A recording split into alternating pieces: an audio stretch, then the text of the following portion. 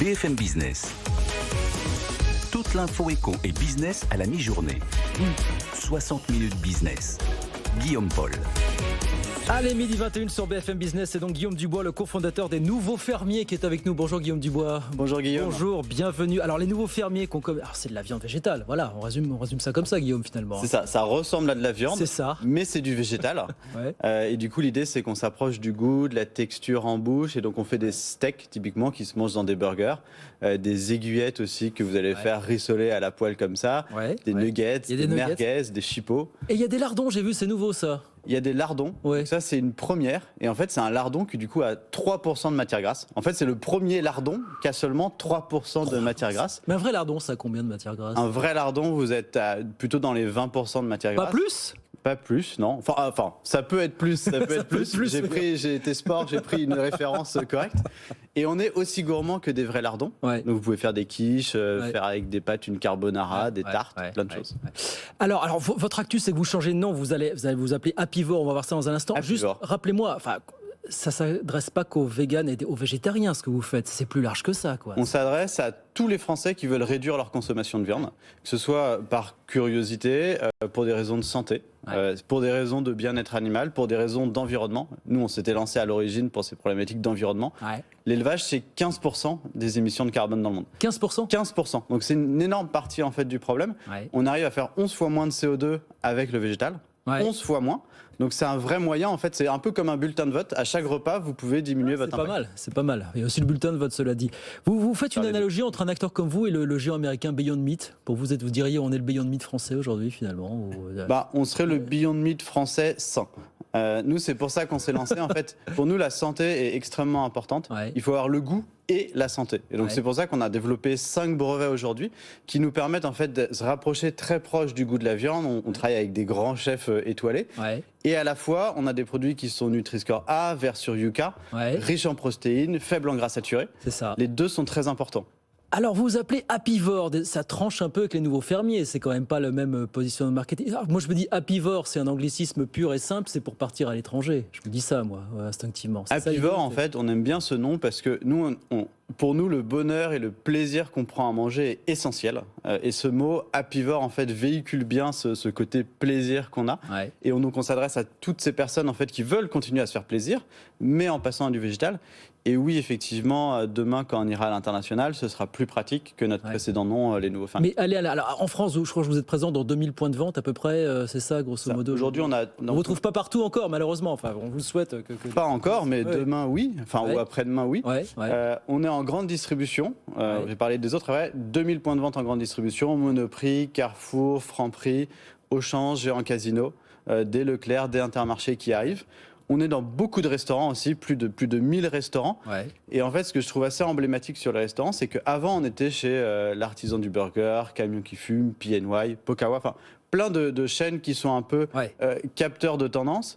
Mais maintenant, on vient de déménager et juste à côté de notre bureau, il y a une brasserie complètement complètement traditionnelle qui justement maintenant fait un haché végétal fait un hachis parmentier avec notre haché. Il y a nos nuggets et qu'il mentionne sur la carte végétal. Qu'il le mentionne sous la carte.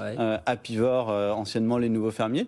Et on est en train d'arriver dans beaucoup de points de vente qui sont des points de vente traditionnels, signe que ça rentre en fait dans le quotidien des Français. Vous êtes un challenger sur le marché français. Alors sur le marché français, on vous trouve pas partout. On vous trouve de plus en plus, mais pas partout. Parce qu'il y a des acteurs bien installés, je pense à Sojasun, je pense à Herta, je pense à Bjorg peut-être aussi, qui sont tous présents. Vous êtes les challengers finalement aujourd'hui. Nous, on est en fait, la raison pour laquelle on s'est lancé, c'est que les produits qui existaient avant sur le marché ne nous plaisaient pas trop d'un point de vue gustatif. Et ceux qui sont présents aujourd'hui sur le marché ne vous plaisent pas trop aujourd'hui. D'un point de vue gustatif. C'est pour ça qu'on s'est lancé à l'origine, il y a 2-3 ans, en fait, quand on avait goûté tout ce qui était sur le marché. Nous, on avait en tête en fait, le steak de soja il y a 20 ans, et qui est pas bon.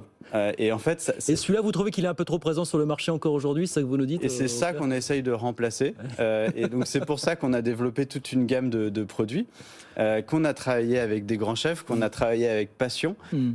Et du coup, quand on a notre steak, par exemple, qui est chez Camion qui fume, quand vous mangez ce burger, en fait, vous avez le même plaisir en fait que quand vous allez manger un burger de viande.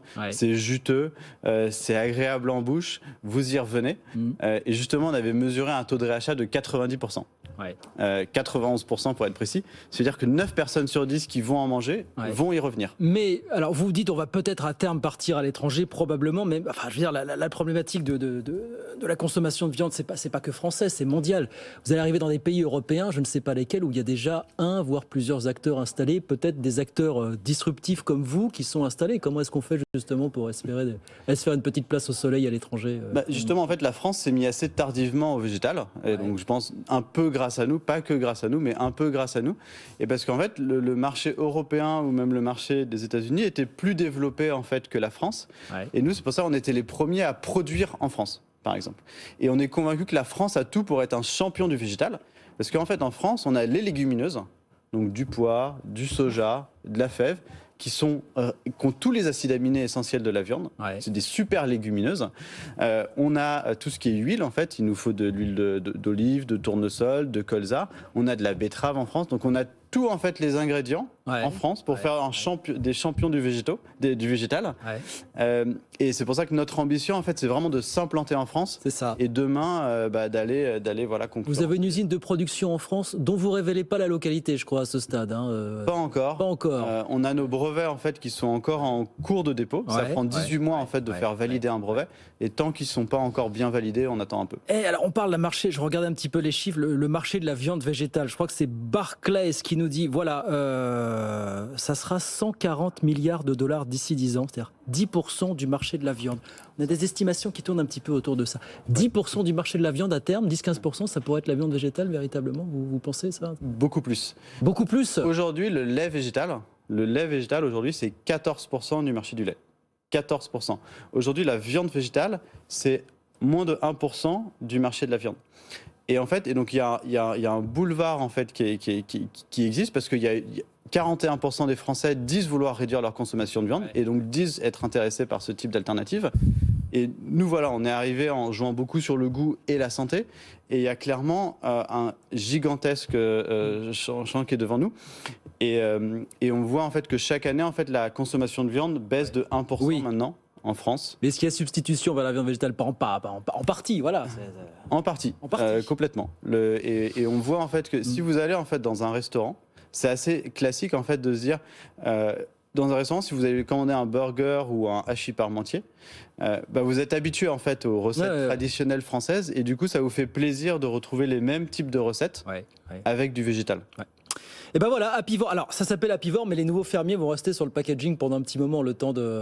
Oui, on va laisser en fait Apivore avec anciennement les nouveaux fermiers pour que tout le monde soit au courant du changement. Et notamment sur les lardons, on va être directement aussi. Et les lardons, les fameux lardons à 3%. Bon, l'international, c'est pour quand? Il n'y a pas de date. Voilà, l'international, c'est pour peut-être dans 2 ans à peu près, ce genre d'ordre de grandeur. Nous, notre priorité, en fait, c'est de développer notre gamme de produits. C'est pour ça, en fait, qu'on a développé récemment les merguez et chipolata qui ont super bien marché pendant la saison des barbecues cet été. Évidemment. Qui continuent de rester. Et là, les lardons, on a beaucoup de commandes. Et on pense que ça va marcher très très fort. Vous allez nous déculpabiliser, c'est toujours ça de prix. Merci beaucoup Guillaume en tout cas. Voilà, Merci, les nouveaux Guillaume. fermiers qui se rebaptisent Apivore avec toujours plus d'ambition. Merci beaucoup Guillaume d'être venu nous voir.